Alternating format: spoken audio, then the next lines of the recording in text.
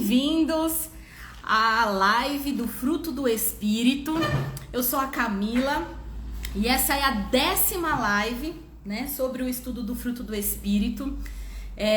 Nós já tivemos 9 lives anteriores, onde nós falamos sobre a introdução do que é o Fruto do Espírito, abordamos também todos os aspectos aí do fruto, amor, alegria, paz. E hoje chegamos ao último episódio dessa série de lives, né? Abordamos também a questão do fruto do Espírito em relação à criação dos filhos, que é um assunto que é bem importante, né? E hoje será o encerramento. Se você estiver assistindo pelo YouTube, na descrição do vídeo você consegue acessar todas as lives anteriores, e se você estiver assistindo pelo Instagram, voltando alguns posts, você também consegue ver os episódios anteriores, certo? Então chegamos ao final de 10 semanas de lives. Foi um período importante, aprendemos bastante aqui com todos os convidados também. E o assunto de hoje é domínio próprio, né? E o 9º aspecto citado por Paulo como um fruto do Espírito. E os convidados de hoje serão o pastor Tiago Naruzzi e a sua esposa Paula Naruzzi, né? O pastor Tiago, ele é pastor da Igreja Presbiteriana Videira, né? Junto com a sua esposa, eles lideram aquela igreja. Eles são um casal que eu conheci esse ano e aprendo demais com eles, e por isso que eu quis trazê-los aqui. A Igreja Videira é uma igreja muito acolhedora, sempre foi muito bem recebida lá, os pastores também, então recomendo quem quiser conhecer. Pastor, eu já mandei o convite aí, deixa eu ver, acho que eu não tô conseguindo convidar o da Paula, vamos ver se vai, se dá para aceitar aí. Eu não tô conseguindo convidar pelo Instagram do pastor, só pelo da Paula. Vê se vocês conseguem aceitar o convite aí, por algum dos dois. Não sei qual celular que preparou para aceitar, mas o do pastor não tá dando a opção de convidar, só o da Paula. São as emoções do fazer ao vivo. Tenta aceitar aí, pastor, pelo Instagram da Paula. Pelo celular dela. Vamos ver se dá certo. Mas boa noite, gente. Bastante gente entrando. Fico feliz com a presença de vocês. A gente vai esperar aqui o pastor Tiago e a Paula entrarem. Vamos ver. Pastor, não tá dando a opção de convidar o senhor. Só tem a opção de convidar a Paula. Não sei, às vezes é alguma atualização do Instagram que aí ele não deixa. Deixa eu ver aqui, eu tô tentando chamar. Acho que agora deu opção, vou chamar. Apareceu aí, pastor. Fala aqui. Ei! Vamos ver se a gente consegue arrumar aqui, peraí. Tá bom. É porque eu tô pelo tablet agora, pelo computador não deu, né? Uhum. Só que eu não tô conseguindo ajustar minha câmera. Peraí, eu vou fazer pelo celular, pode ser? Pode. Só um minutinho, então. Tá bom.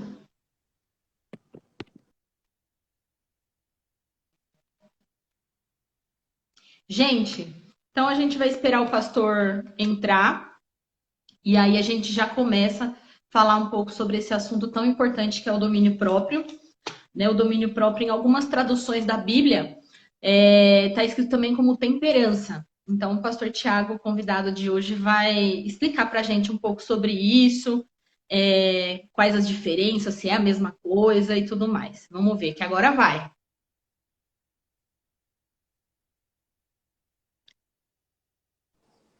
Isso. Vamos ver se deu certo aqui. Eu vou tentar ajustar de uma forma que dê pra gente... Vamos ver. Acho que deu, né? Agora deu. A gente vai ficar juntinho aqui, porque aí o celular ficou menor aqui, a amplitude, né? Do ângulo aqui. É verdade. Vai ter que ficar abraçadinho. Verdade. Mas, pastor Tiago e Paula, sejam bem-vindos aqui ao canal Fé e Conhecimento. Eu fiquei muito feliz que vocês aceitaram o convite de participar aqui comigo hoje sobre um assunto tão importante e fechamento dessa série de lives. Eu os convidei porque a gente se conheceu esse ano, então a gente se conhece há pouco tempo, mas desde que eu estive lá na igreja, eu fui muito bem recebida por vocês, por toda a igreja. Foi um lugar onde eu me senti muito bem, onde eu aprendi e aprendo ainda acompanhando vocês, né? Então eu quis compartilhar vocês aqui com o pessoal que me acompanha também. Eu queria que vocês se apresentassem para as pessoas conhecerem vocês um pouco. Bom, vou deixar então a Paula falar primeiro, que ela é menos tímida, né, em frente às câmeras. Sabe que foi um desafio, né, para eu conseguir estar aqui. Sim. Bom, você já, né, fez uma breve apresentação, mas... bom, eu sou a Paula, né, esposa do Tiago. O Tiago, ele lidera a Igreja Presbiteriana da Videira. Nós estamos casados há 9 anos, temos 4 filhos, a Letícia, o Arthur, o Mateuzinho e o Tiago, né? Que estão nesse momento aqui. O Tiaguinho tá com febre, então se eu precisar sair, você já, né, Camila, você sabe que é por conta disso. E a gente está muito feliz também de ter recebido o seu convite, né? E tá aqui participando desse momento tão especial, tá bom? Você é uma querida por nós. Amém. Bom, Amém. como você também já me apresentou, né? A gente está tendo o privilégio, juntamente mais alguns outros obreiros da igreja, tá plantando uma congregação ali no bairro do Limão, né? Uma congregação que ela é fruto da igreja presbiteriana dos IPs, lá da cidade de Cajamar, e do presbitério de Pinheiros, né? Aproveito aqui para deixar um abraço para os pastores, caso eles estejam aí assistindo ou nos vejam depois, né? O pastor Daniel Basso, o pastor Jonatas Camargo, enfim. Deixo aqui meu abraço. E, como a Paula disse, é um prazer, né? Eu tenho um pouquinho de vergonha dessa... Não estou muito acostumado com essa era digital, mas, como ela disse, é um prazer e uma honra, tá? Estamos muito felizes de estar aqui. Amém. Obrigada. E o assunto de hoje, que é domínio próprio, né? O último aspecto aí do fruto do Espírito. E eu queria começar esse assunto falando sobre a definição. Eu peguei uma definição no dicionário que diz que domínio próprio é a pessoa que consegue dominar seus impulsos, controla seus atos, suas emoções e seu corpo. E em algumas traduções, acho que a Almeida Corrigida fala também de temperança. E aí no dicionário fala que temperança é qualidade ou virtude de quem é moderado e comedido. Aí eu queria que vocês explicassem pra gente um pouco se é a mesma coisa, em certo sentido, assim, pelo dicionário até parece, né? E o quanto disso realmente é bíblico, essa definição, né? Tá. Na verdade, assim, ó, nessa definição do termo em si, ela é muito semelhante. Eu acredito que a conceituação ou a própria prática, a ideia por detrás do termo, eles variam um pouquinho, né? Não sei se a gente vai tratar disso um pouquinho mais adiante, mas a título de um spoiler, né?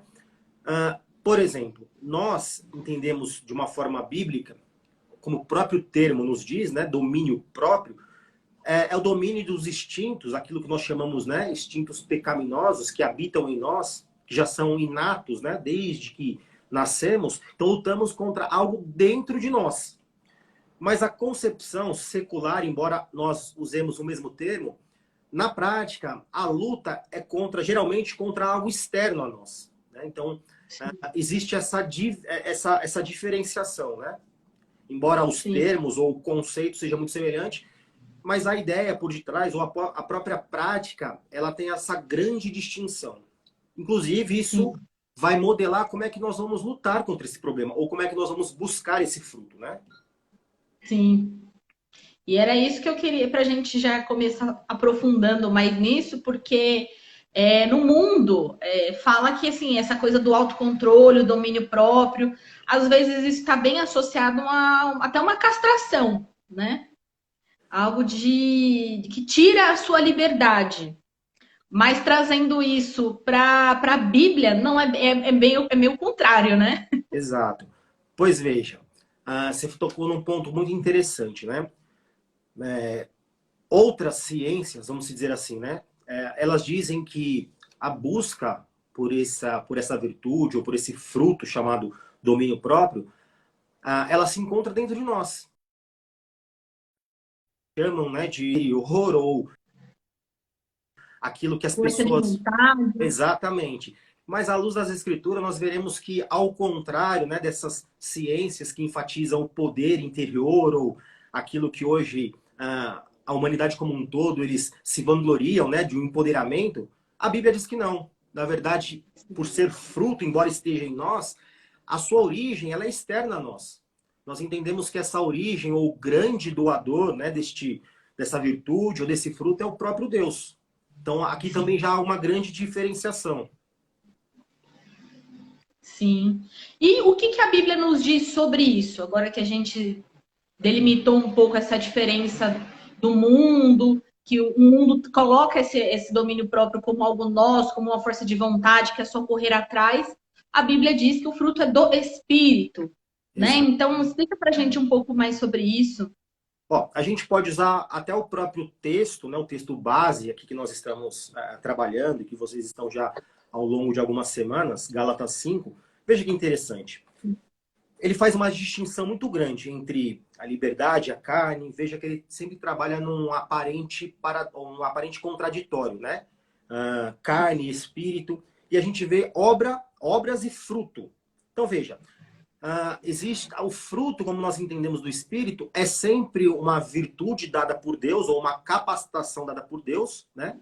Contra algo que habita em nós. Por exemplo, nesse texto de Gálatas, nós vemos que lá são descritos frutos ou obras como prostituição, impureza, lascívia, idolatria, feitiçaria, inimizade, porfias, ciúmes, ira, discórdias, dissensões, facções, invejas, bebedices, glutonarias e assim por diante, porque aqui não é exaustiva essa lista. Então existem outras coisas com as quais nós, mediante a capacitação do Espírito Santo, lutamos. Então, na verdade, o fruto do Espírito é sempre algo dado por Deus a nós, nos capacitando a enfrentar essas condições inerentes a nós por conta do pecado. Então veja que isso é tão difícil, inclusive, para que a gente lute ou vença, porque na verdade nós estamos lutando contra nós mesmos. Isso, então, inclusive, é uma grande diferença do que nós, né, na teologia, entendemos, como que eu disse já, como outras ciências. A luta não é feita ou realizada ou militada com fatores, coisas externas a nós. Nós não lutamos contra circunstâncias, nós não lutamos contra pessoas, não. Nós lutamos, capacitados por Deus, né, por intermédio do Espírito Santo, com coisas que já estão dentro de nós. Se a gente for, por exemplo, para Marcos, capítulo 7, versículos de 20 a 23, a gente vai ver que a lista aumenta um pouquinho. Lá tem maus desígnios, furtos, homicídios, adultérios, avareza, malícia, dolo, lascívia, inveja, blasfêmia, soberba, loucura. E talvez o fato de essa lista, né, de coisas que a Bíblia diz ser inerentes a todo ser humano, levada aí às suas devidas proporções, o fato de nós termos uma grande dificuldade, inclusive, de reconhecer que essas coisas não só habitam em nós, mas muitas vezes militam, né, pela direção das nossas ações, dos nossos pensamentos, dos nossos sentimentos, aquilo que nós chamamos de faculdade da alma, né, o intelecto, a razão, né, a emoção, os desejos. O fato de nós desconhecermos e até negarmos a existência dessas coisas que nós repudiamos tanto em nós, nós temos também uma dificuldade de lutar contra elas. A própria falta de reconhecimento de que essas coisas estão em nós fazem com que nós nos tornemos cegos, muitas vezes, para o real problema. Então, a gente poderia aqui pegar outros textos que falam sobre aquilo que é oposto à obra do Espírito, ou o fruto do Espírito, melhor dizendo. Mas aqui eu acho que já é uma lista bem, como que eu posso dizer, que nos confronta, né? A gente não precisa abrir um leque tão grande, porque Eu acho que se a gente fizer uma análise naqueles que estão nos assistindo ou que nos assistirão, a gente vai se identificar com alguma coisa, né? E o interessante é que o domínio próprio é uma virtude ou um fruto do espírito que ele vai lutar contra todas essas coisas chamadas, né, de obras da carne. Talvez o fruto que se coloca em oposição a todas estas chamadas, né, de obras da carne seja de fato o domínio próprio. Sim. Então, de fato, é algo muito importante e essencial que nós busquemos. Sim. E a gente está sempre em tentações, né? Tentações a gente sofre em tudo. Pesquisando um pouco sobre isso, eu sempre vejo exemplos até relacionados à questão do âmbito sexual. Mas o domínio próprio é em todos os aspectos, né? Em relação ao que a gente come, em relação ao que a gente fala, ao nosso humor, às nossas palavras. A gente pode dizer dessa forma, né? Exatamente. E você tocou num aspecto importante, porque às vezes nós enfatizamos de forma demasiada alguns vícios que são mais visíveis, né? Ou mais contrastantes com o domínio próprio, e nós negligenciamos outros. Quer ver um exemplo? Sim. Nós estamos falando sobre educação de filhos, né? Eu acredito que algumas coisas que nós negligenciamos e até muitas vezes nós baixamos a guarda e achamos que é algo normal, que não requer domínio próprio, é a idolatria. A idolatria e a ira. Vou explicar aqui em poucas palavras. Certa feita, num curso, né, de pós-graduação que eu tive o privilégio de fazer no Centro Presbiteriano André Jumper, o professor disse que dos vícios que mais sondam os corações dos pais, que confrontam inclusive o domínio próprio, é a idolatria. Veja, às vezes nós estamos naquele momento em que nós achamos ou dedicamos a nós.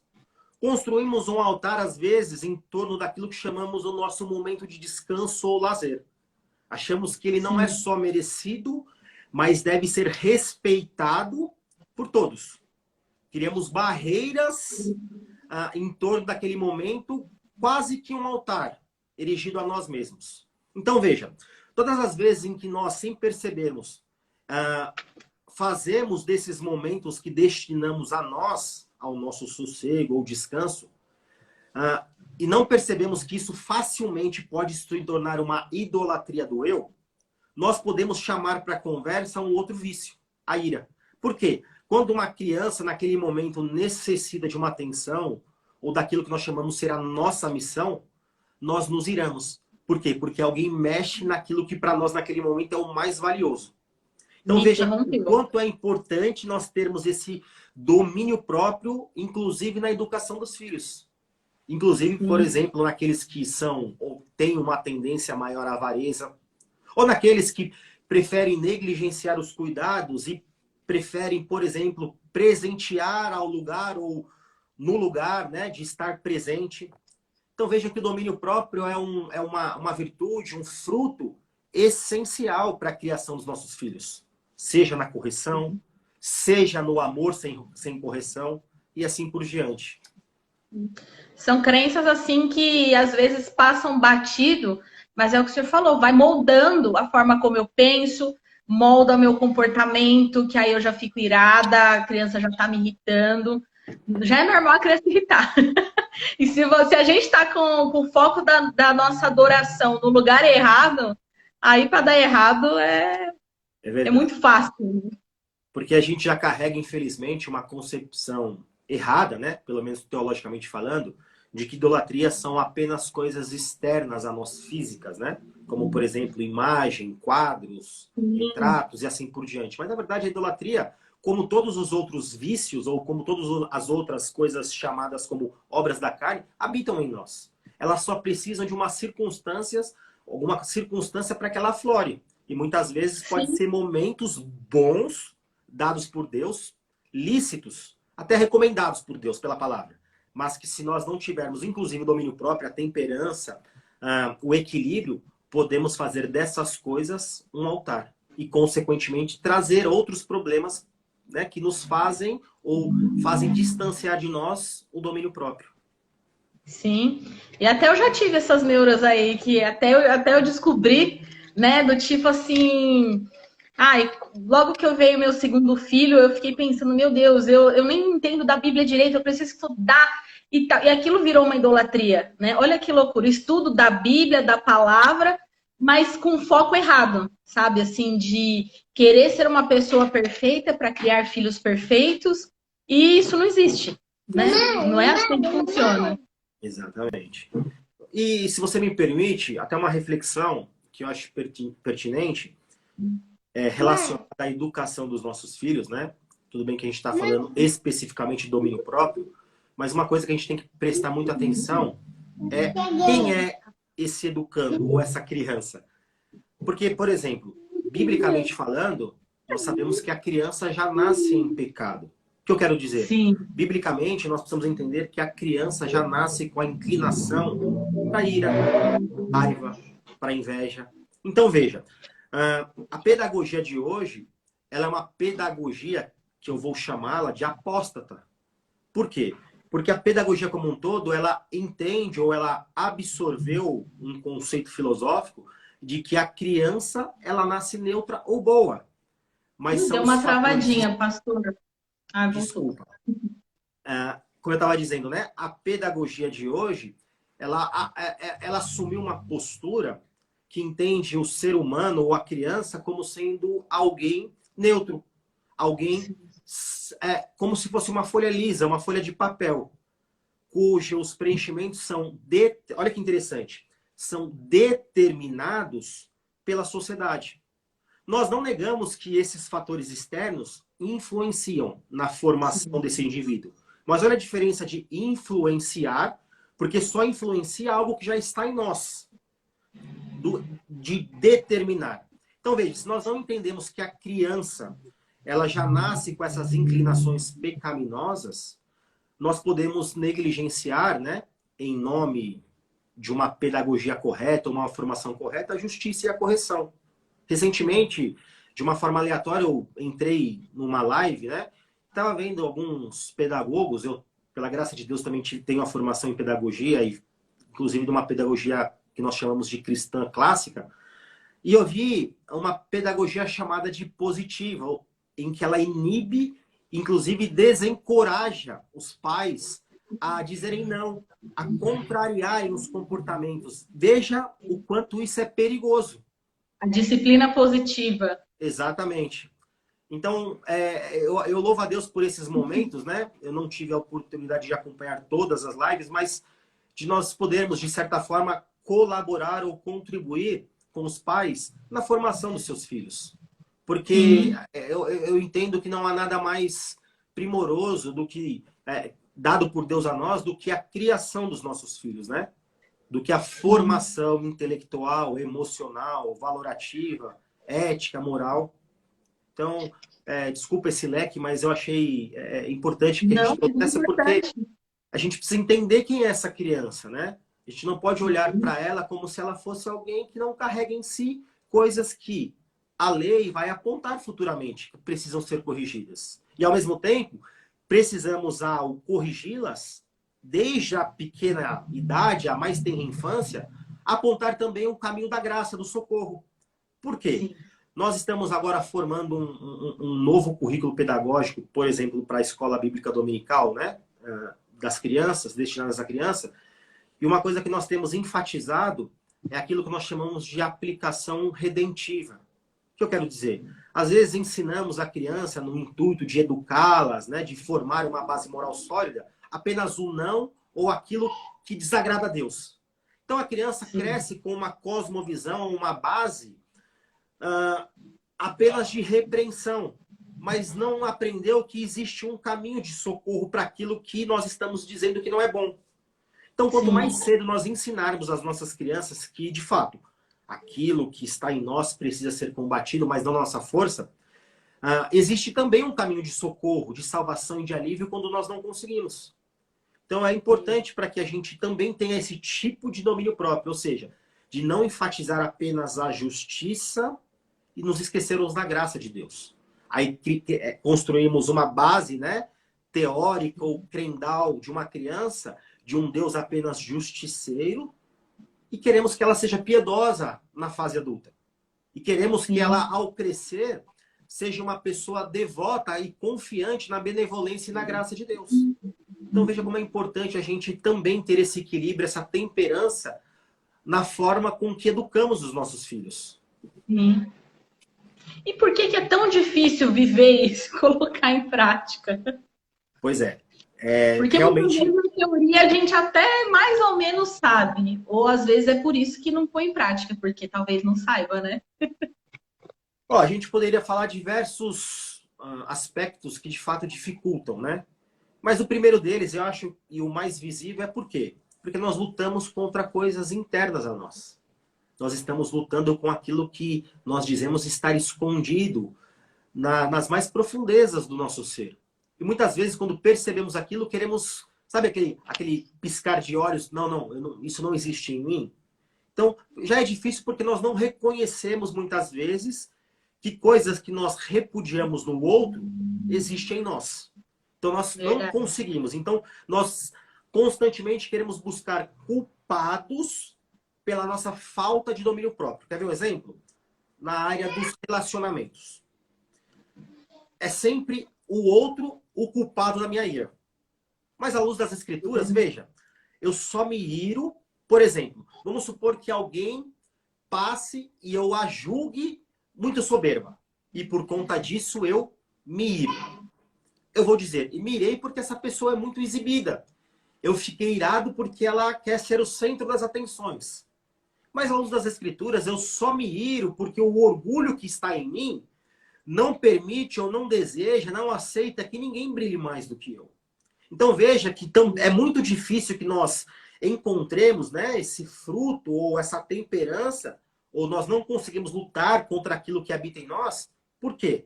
Porque nós achamos que sempre o culpado é o outro. Então negligenciamos uma disciplina, né? Sim. Uma outra coisa também é muito difícil porque a gente sempre acha que o ofendido somos nós. E aqui eu digo para aqueles que professam a mesma fé que nós, né? Nós sabemos, à luz das escrituras, que toda ofensa, em última instância, ela é sempre destinada o foco da ofensa é Deus.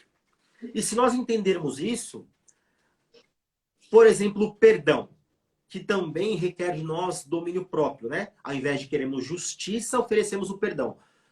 Se nós entendemos que aquela ofensa, em última instância, foi dada a Deus, porque só tenho dignidade, uma vez que sou imagem e semelhança de Deus, e a minha dignidade foi ferida por conta disso, talvez eu tenha uma maior facilidade de desprender-me daquele desejo de retribuição, de ira, de não conseguir dar outra face, e assim por diante. Então, acho que esses dois fatores são os primordiais, né? Nós não entendermos que o maior ofendido é Deus, e ele sempre propõe o perdão a nós. E segundo, porque nós lutamos, não conseguimos lutar contra as coisas que estão em nós. Sim. Lendo sobre isso essa semana, a autora de um livro que eu estava estudando, ela deu o exemplo de José no Egito, né?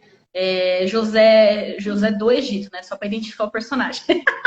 Mas ele na casa de Potifar, em Gênesis 39:9, ele fala justamente isso, assim: como, pois, cometeria eu tamanha maldade e pecaria contra Deus? Em nenhum momento ele se referiu à mulher que estava dando em cima dele, ou o marido dela, de quem ele era servo. Né? Ele fala, eu não pecaria contra Deus. Né? Esse é o foco, né? Exatamente. E, inclusive, esse é um ponto que a gente tem aproveitado, né, num outro contexto, na nossa igreja, porque, assim, de fato, todo pecado é contra Deus. Mas a gente tem que tomar também um pouquinho de cuidado para nós não nos tornarmos insensíveis. Por quê? Porque, embora o pecado seja contra Deus, as pessoas que sofrem muitas vezes a nossa injustiça, elas sofrem por aquilo. Né? Então a gente precisa também desse ponto de equilíbrio. Por quê? Porque do contrário, nós, em nome de uma teologia saudável e correta, podemos nos tornar pessoas insensíveis. E, inclusive, afastar o domínio próprio em algumas situações. Sim. Achar que só porque não brigou, não estourou, mas está sendo insensível, deixou de cuidar, deixou de amar, deixou de prover outras coisas, né? Deixou de exercer outras virtudes, né? Exatamente, exatamente. E é Não dá importante. para ter um só, né? Para ter uma virtude só. Nas primeiras, acho que foi na primeira que eu falei isso. Não dá para você ter uma. É muito comum nessa coisa do fruto do espírito as pessoas falarem assim: ah, eu sou. Fulano é mais manso, mas sei lá, não tem muita paciência. E não dá, tem que ser tudo, né? Tem que ser todos os aspectos por igual. Não dá para você. Se você não tem paciência, então também não tem amor. E aí, se não tem amor, já uma coisa vai puxando a outra, né? É, exatamente. Até por isso que ali a gente fala fruto, né? Não falamos frutos, como se fossem coisas inseparáveis, né? E sabe uma coisa Sim, que é importante a gente também enfatizar?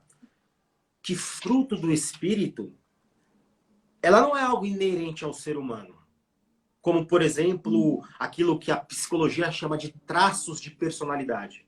Não vou entrar nesse sim. quesito, né? Se de fato existe ou não, mas veja, Não, mas eu concordo, assim, eu tenho estudado um pouco sobre isso. E eu vi, ó, talvez foi essa mesma live aí da disciplina positiva que a mulher que estava fazendo a live, eu não sei, a pessoa falou justamente isso, né?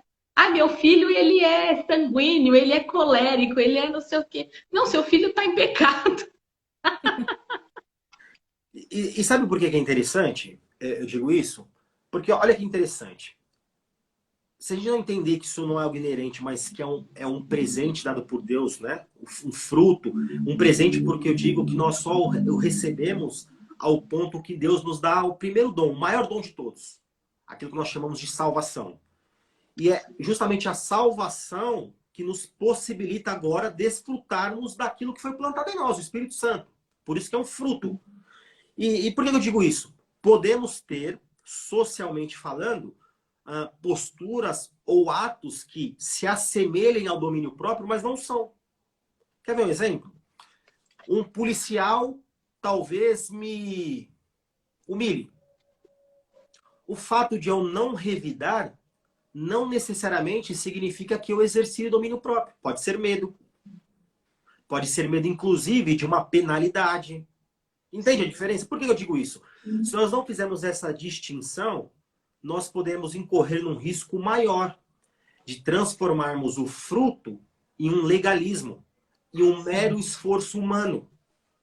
E esse esforço humano, quando não bem entendido, né, que apenas conseguimos fazer porque Deus então nos capacita a tal, nós podemos nos tornar pessoas vaidosas. Olhar para pessoas que não exercem aquilo que achamos que exercemos, né, e julgá-las. Acharmos que somos superiores, mais espirituais, mais mansas. Mas veja, nós temos uma facilidade, por exemplo, de falar lá do Sermão do Monte, onde Jesus contrapõe o ato e a intenção, né? Ele coloca no mesmo patamar ali. O que os...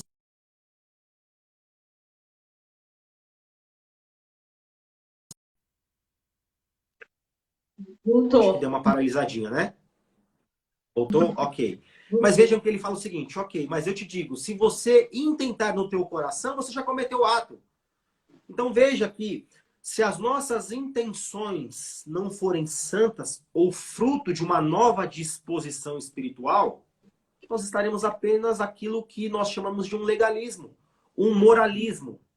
Então veja, obviamente que nós precisamos de comportamentos saudáveis. Mas comportamentos saudáveis estes que não são frutos apenas ou meramente de um esforço humano que pode nos envaidecer. O que eu quero dizer? Isso é um fruto que nós precisamos buscar em humilhação no doador da vida. Nós não podemos confundir essas coisas, né?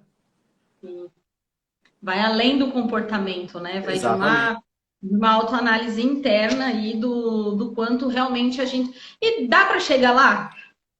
Eu acho que dá. Olha que interessante. Desculpa aqui um pouco, talvez eu use de uma ironia, né? Se o condicionamento consegue condicionar comportamento, nós não estamos frente a um livro teórico, uma filosofia ou uma teoria comportamental. Nós estamos de frente daquilo que nós chamamos na teologia de um livro infalível.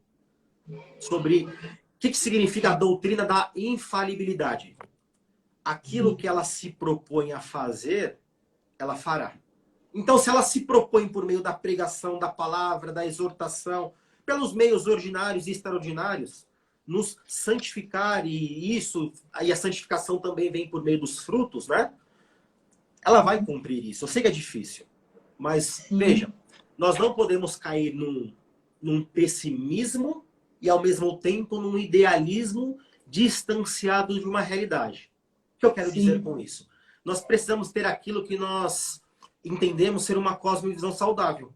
Ou seja, Deus criou o homem, a criança, o ser humano bom, mas ele caiu em tentação, caiu em queda, transgrediu.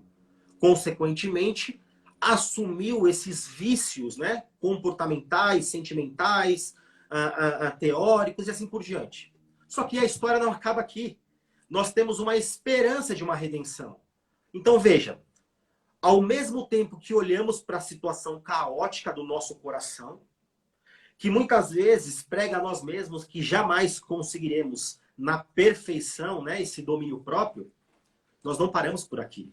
Nós nos lembramos que nos foi prometido que um dia, e esse grande dia chegará, isso será consumado nas nossas vidas. Mas onde eu quero chegar? Enquanto isso não chega, nós temos que nos lembrar que Deus nos deixou recursos e nos prometeu que o Espírito Santo estaria conosco, já nos levando a essa transformação chamada progressiva até esse grande dia.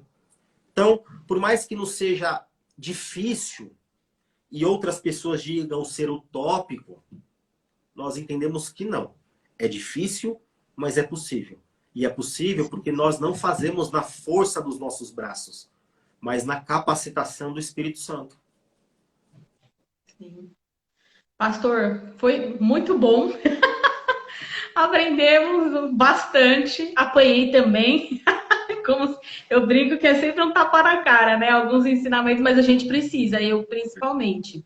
E a gente caminhando para o final, o senhor tem alguma experiência, vocês têm alguma experiência relacionada à questão do domínio próprio? Já passaram alguma dificuldade sobre isso? Conhecem alguma coisa para compartilhar nesse sentido? Eu vou deixar a Paula falar, mas só vou dar duas coisas que Deus usou para me santificar e me ensinar o domínio próprio. O primeiro deles foi o casamento. Por quê? Quando solteiros, nós não temos muita preocupação, por exemplo, com o outro. Em, por exemplo, dominar aquilo que chamamos de vaidade, de egoísmo. Quando nos casamos, precisamos do domínio próprio. Nós precisamos enfrentar a idolatria do nosso eu. E um outro aspecto muito sadio que Deus usou para me ensinar foi a criação dos meus filhos, em que eu aprendi a dividir aquilo que era prioritário, aquilo que era apenas para mim. Por exemplo, a atenção, as afeições, né? Mas eu acho que a Paula também pode falar um pouquinho melhor sobre isso. Eu não quero, assim, falar do casamento que o Thiago já falou, né? Mas eu quero falar da criação de filhos, que é exatamente onde a gente tem que exercer mesmo o domínio próprio, né? Porque, como a gente acabou de ouvir, as crianças, a gente parte de um princípio que eles são pecadores e eles estão em todo momento querendo romper os limites e pede de nós, né? Esse domínio, esse controle. Agora mesmo, o Thiago teve um ataque de nervosismo. Fala que é o Thiago Filho. O Thiago Filho teve um ataque de nervosismo e ele chora, ele faz birras. E desde o nascimento ele sempre foi assim, né? Mas desde o nascimento do bebê, do Mateus, ele tá pior. Então, assim, pede de nós que, assim, um controle maior. Porque a gente tem vontade das nossas emoções, dar uma apertada nele forte, mas a gente tem, assim, conversado, né? Às vezes a gente dá uma chinelada, assim, na bunda dele, enfim. Mas é isso, o casamento, a criação de filhos, ela nos molda, né? E o Senhor diariamente nos chama a ser a semelhança dele. né? E é isso, Camila. Eu sempre brinco que a criação de filho humilha a gente. Humilha mesmo. Então, eu tinha uma perspectiva em relação a isso, e depois que os caras chegam aqui, é outra coisa. Você vê que é domínio próprio todo dia, todo dia. E a gente tem, às vezes a gente conversa, né? Troca algumas experiências aí, é muito confortante, né? Saber que tem mães que passam por dificuldades e compartilham, que faz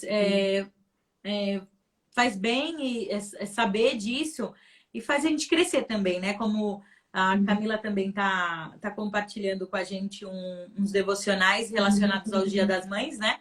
E hoje foi muito confrontante, porque estava falando exatamente sobre isso, né? E a maternidade nos tira dessa zona de conforto, né? Então, às vezes a gente não quer, a gente quer ficar ali, quietinha, tudo, e a criança tá ali pedindo a nossa atenção, né? Então, é isso. A gente também queria mostrar, né, um livro. Sim. Que a gente adquiriu hoje, chegou hoje, né? Assim, se você me permite fazer a indicação desse livro, Pode falar. É um autor, né, que inclusive é a base ou a referência da nossa teologia bíblica, Gerard van Groningen. É um livro muito bom. Então, assim... Fala o título do livro e o autor, porque no Instagram aparece espelhado. Ok. É um livro... Aparece... O título do livro é A Família da Aliança. Instruções Bíblicas para a Vida Familiar que Honra a Deus. O autor, ele chama Gerard van Groningen. Inclusive, é um autor cuja a nossa teologia bíblica se fundamenta nos seus escritos. É um livro muito bom. É um livro que assim a gente pode indicar sem medo algum. Então, assim, você que tiver oportunidade, vai ter lições valiosíssimas nessa obra. Quantos filhos ele teve? 8. 8 filhos. 8, Camila. Tem muita informação aí, né? Muita sabedoria. Tem muita coisa. Pastor Tiago e Paula, eu agradeço muito a presença de vocês aqui. Agradeço que vocês aceitaram o convite. Foi muito bom estar com vocês aqui nesse período. Aprendemos bastante e vamos continuar aprendendo. E depois de hoje que a live saiu, a gente vai marcar mais, hein? Esse tema da idolatria é um tema que rende. Isso é um tema que rende. E agora, veja, me sentiria lisonjeado, agora que eu já perdi a vergonha, porque acho que é um tema que nós precisamos tratar, sim, principalmente no seio evangélico, né? Porque nós achamos que sempre é o outro que é o idólatra. E por conta disso carregamos pequenos ídolos no nosso coração durante toda a vida. E esses ídolos fazem que nós não prestemos a devoção correta ao Deus verdadeiro. Então é um tema, eu acho muito pertinente, viu? Sim, é isso mesmo. Então, pessoal que entrou na live, obrigada, vi que entrou bastante gente da videira também. Obrigada pela presença, obrigada, pastor Tiago e Paula. E até a próxima, gente. Até, Camila.